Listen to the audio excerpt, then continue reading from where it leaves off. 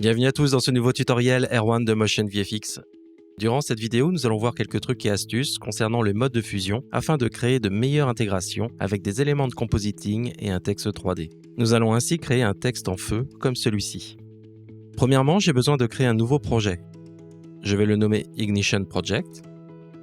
Je vais avoir besoin d'un texte 3D. En pressant les touches CTRL plus T, je vais afficher un texte 2D dans mon projet. Dans l'inspecteur, je vais pouvoir modifier le texte, changer la police de caractère et agrandir la taille. Je vais le centrer. Ensuite, je vais activer les paramètres 3D et jouer sur la profondeur du texte. J'applique une texture de bois et j'ajuste la position de la texture avec les paramètres de placement. Il est possible d'appliquer la texture sur l'ensemble de l'objet ou sur chacune des lettres. Dans ce cas précis, je vais choisir d'appliquer la texture sur l'objet en entier pour ne pas avoir le même motif qui se répète sur chacune des lettres. Je vais changer le style d'éclairage et choisir l'éclairage à droite en diagonale. Nous avons donc le texte en 3D, il faut ajouter maintenant l'arrière-plan en feu. Pour ce faire, je vais utiliser des éléments de stock footage. Pour gérer l'ensemble des médias, audio et vidéo, j'ai créé une bibliothèque Final Cut Pro 10 dédiée appelée Stock Footage. Je peux l'ouvrir à n'importe quel moment et comme vous pouvez le constater, je l'ai organisé par type audio, graphique et vidéo. Avec les mots-clés, cela est très facile et rapide de trouver les bons éléments. Dans le dossier audio, j'ai regroupé plusieurs sons comme du feu, avec celui-ci ou bien celui-là. Ou bien on peut écouter des bruits de pas,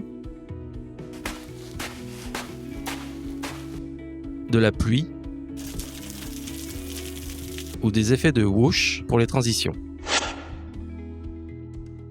Dans le dossier graphique, j'ai importé deux packs de Motion VFX, M-Form et M-Zap,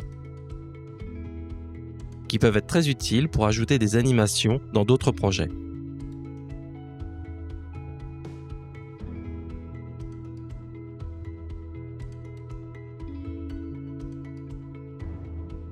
Il y a aussi un dossier vidéo où je trouve l'ensemble de mes vidéos stock footage avec des packs comme Anamorphic, la collection des M-Background avec les packs Ferrofluid, Ink, Oil ou le dernier en date Water Bubbles.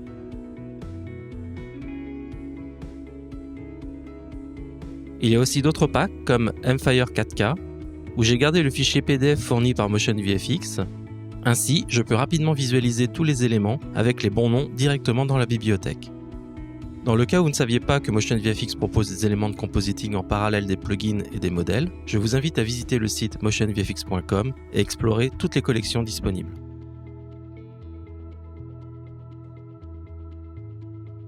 Trouvons des éléments pour notre projet. Je vais aller dans la bibliothèque M-Background Combustion où je vais trouver de beaux arrière-plans pour mon effet. Pour le titre, je voudrais un élément qui parte de la droite vers la gauche. Je vais prendre le fichier 29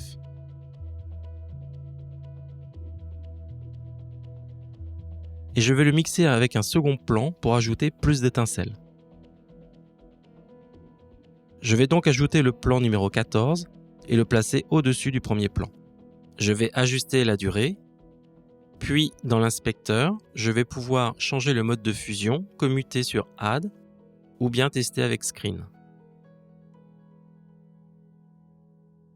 Je sélectionne les deux éléments et je crée un plan composé. Je le nomme Background Compound Clip. Pour ce projet, je vais utiliser beaucoup de plans composés. Pour m'aider à trouver facilement mes plans composés, je vais vous donner une astuce que j'utilise tout le temps. Dans toutes les bibliothèques de Final Cut Pro 10, on trouve les collections intelligentes. Ce sont des filtres qui permettent d'afficher des éléments spécifiques du projet de Final Cut Pro 10, comme les projets, les images fixes ou les fichiers audio. Mais ce qui est fort, c'est la possibilité de créer nos propres collections intelligentes, juste avec un clic droit.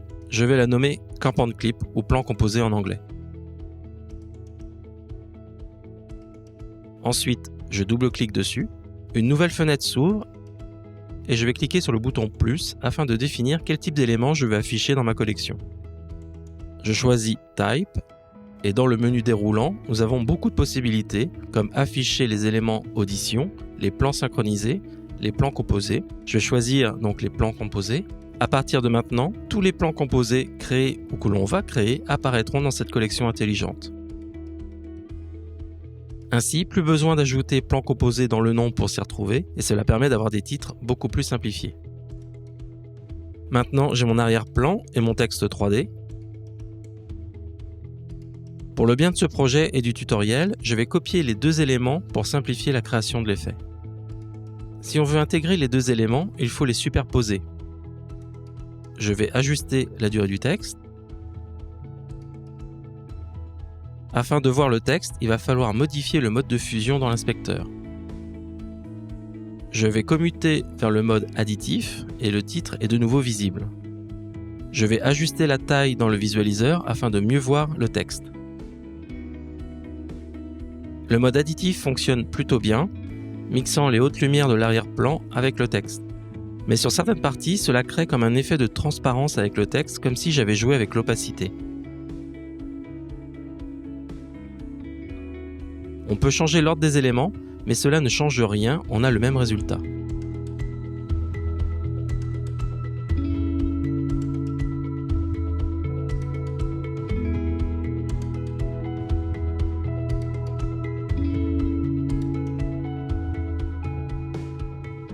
Je vais garder cet exemple et copier les deux éléments juste après. Sur la copie, je vais modifier le mode de fusion vers Silhouette Luma.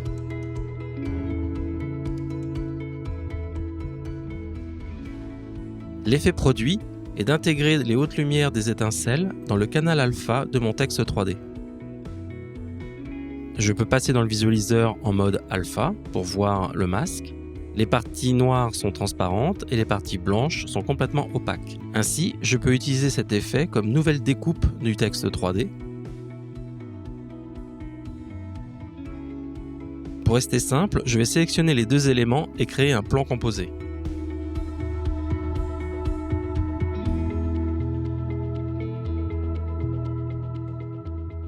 Maintenant, je peux prendre l'arrière-plan et le mettre sous le texte 3D.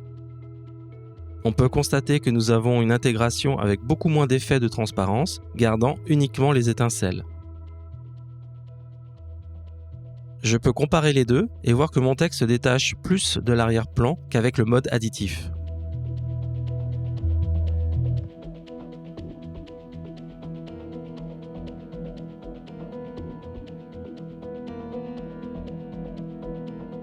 Je n'ai plus besoin des deux éléments précédents. On va pouvoir passer à l'effet de transformation du texte avec la texture de bois brûlé. Pour ce faire, je vais prendre mon arrière-plan et le poser au-dessus de mon premier texte.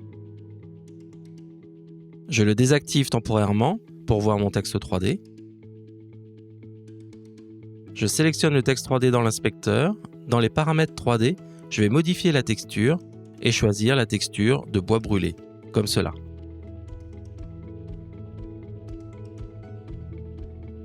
J'active de nouveau le calque d'arrière-plan. Je vais refaire le même effet en choisissant le mode de fusion Silhouette Luma.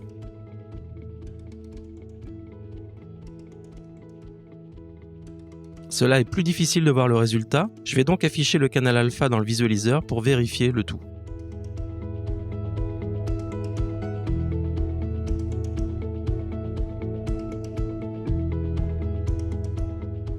Je sélectionne les deux éléments et je crée à nouveau un plan composé et je le nomme Burn Alpha. Maintenant, je peux l'insérer entre le texte et l'arrière-plan. Si je cache le premier texte, nous pouvons voir le texte brûlé avec l'intégration de l'arrière-plan.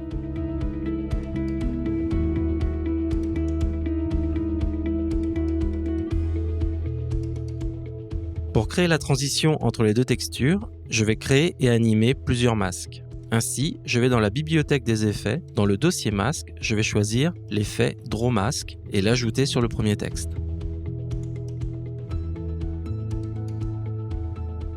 Je vais démarrer par le côté droit et je vais suivre le mouvement des flammes et des étincelles.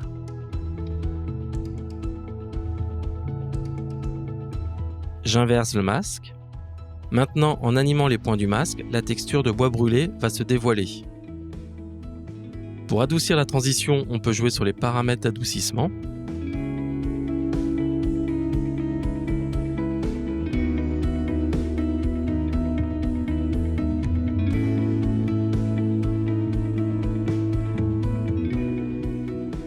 Afin de créer un masque animé, je vais ajouter des points clés sur le paramètre global de contrôle des points. Je vais commencer l'animation en ajoutant des points clés sur différentes images.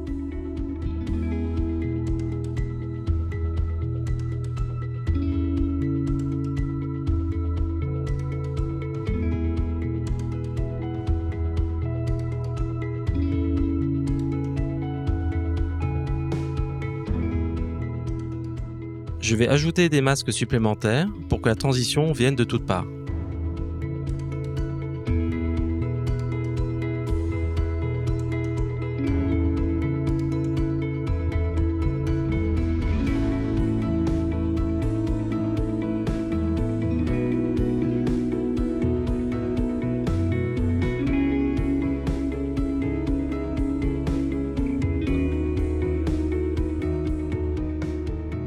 J'ai terminé l'animation des différents masques, je sélectionne tous les éléments et je crée à nouveau un plan composé.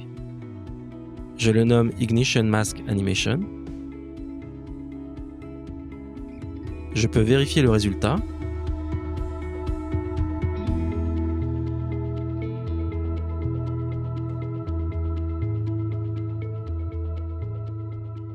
Dans la bibliothèque, je peux voir mes 4 plans composés qui représentent les 4 étapes de mon effet.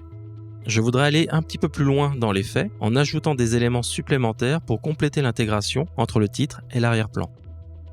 Pour ce faire, je vais retourner dans ma bibliothèque Stock Footage et sélectionner des éléments dans la collection Mfire 4K. Il y a différents types de feux. Les premiers sont très pratiques car ils suivent des formes géométriques. Celui-ci est parfait pour placer au-dessus de la tête O par exemple. Je vais donc le glisser et le déposer par-dessus mon plan composé. Il faut trouver le bon timing pour l'afficher. Ensuite, je vais modifier sa taille et sa position.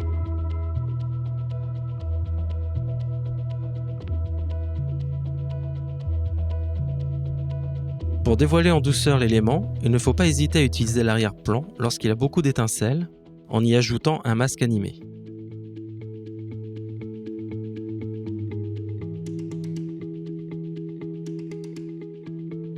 Le masque va servir aussi à enlever certaines parties de l'élément qui ne correspondent pas avec la lettre O.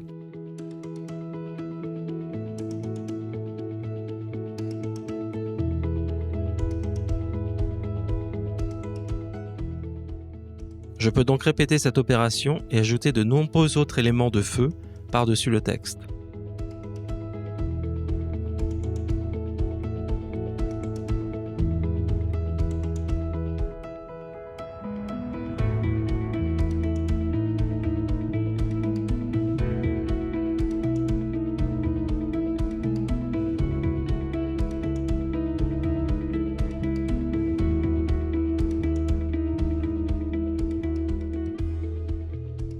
Je peux aussi ajouter d'autres éléments comme la fumée, des particules de poussière, afin de rendre le tout plus crédible et plus riche.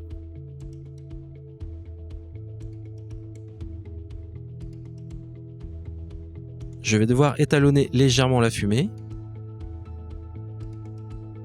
Pour tous les éléments de feu ajoutés, je vais aussi devoir faire un étalonnage pour une meilleure intégration avec l'arrière-plan et le texte.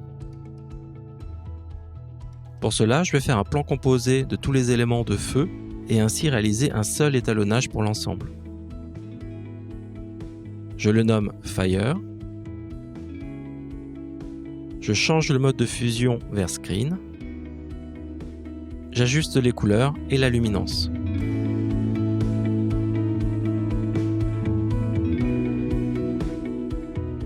Je vais ajouter très légèrement un flou gaussien afin de casser la netteté des éléments 4K.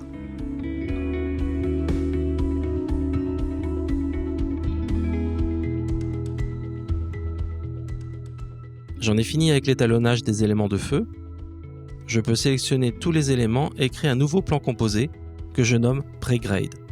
Pour affiner le rendu et ajouter un look à mon plan, je vais ajouter l'effet MFilm Look de Motion VFX.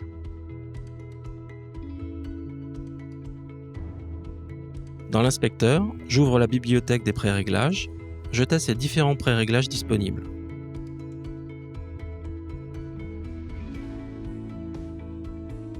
Je vais choisir le pré-réglage Jaunt.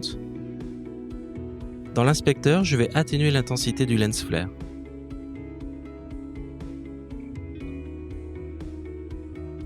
Maintenant, je vais ajouter des bruitages de flammes. On peut mixer plusieurs fichiers sonores afin de donner plus de force et de variété au bruitage.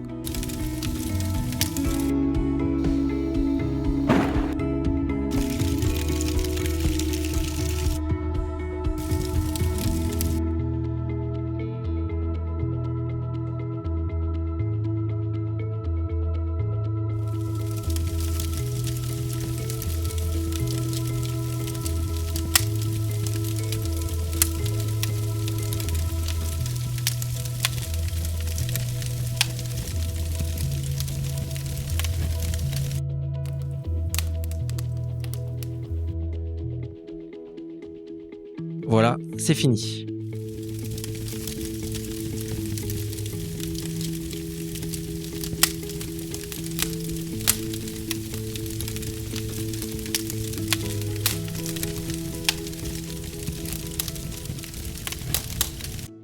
Comme vous pouvez le constater, j'ai beaucoup utilisé la fonction plan composé. Cela est très utile pour simplifier les projets. Cela permet aussi de compartimenter les projets en plusieurs étapes. Et c'est très utile lorsque vous voulez faire des modifications rapides. Par exemple, si vous voulez modifier l'arrière-plan, à tout moment je peux retourner dans la collection intelligente Camp and Clip et double-cliquer sur le plan composé BG Background. Ensuite, je peux ajouter un nouvel élément pour remplacer celui du dessus.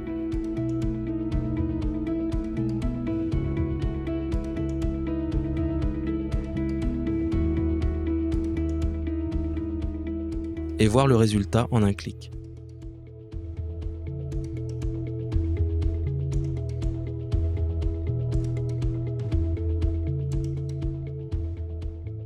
Aussi, je peux modifier à tout moment la texture du titre. Je peux ouvrir le plan composé Text Alpha et ajuster le placement de la texture.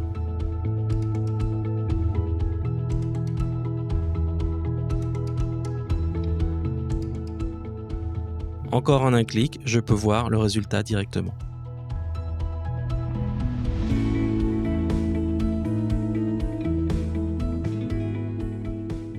Je peux réactiver l'élément de combustion. Comme vous pouvez le constater, c'est un gain de temps extrêmement important. J'espère que ce tutoriel vous a appris quelques astuces sur l'intégration d'éléments de stock footage. Si vous voulez plus de tutoriels, rendez-vous sur la chaîne YouTube de Motion VFX. Ciao ciao, bye bye.